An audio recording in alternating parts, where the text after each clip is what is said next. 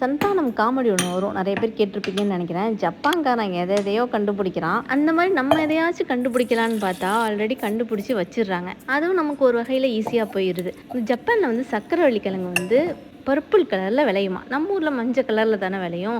அதை தெரிஞ்சுக்கிட்ட ஜப்பான்காரங்க என்ன பண்ணாங்க, அதை காய வச்சு பவுட்ரு பண்ணி சேல் பண்ணுறாங்க. அது அமேசானில் கிடைக்கிது, உங்களுக்கும் வேணால் வாங்கிக்கோங்க. நான் வந்து அந்த பவுடரை யூஸ் பண்ணி தான் அந்த பர்பிள் பிரெட் செய்கிறேன். வெதுவெதுப்பான பாலில் ஈஸ்ட், சுகர் ஆட் பண்ணிவிட்டு மைதா, அந்த ஸ்வீட் பொட்டேட்டோ பவுடர் சேர்த்துட்டு சுகர், சால்ட், பட்டர் இது எல்லாத்தையும் சேர்த்து நல்லா சாஃப்டான மாவை பசஞ்சு எடுத்து 1 மணி நேரம் விட்டால் 1 மணி நேரத்துக்கு பிறகு நல்லா டபுள் ஆகி வந்த பிறகு பிரெட்டு செய்யும் போது நம்ம பிடிச்ச பாட்டை இந்த பஞ்ச் பண்ணுறது தான் அதில் ஒரு சாட்டிஸ்ஃபேக்ஷன் இருக்கும்.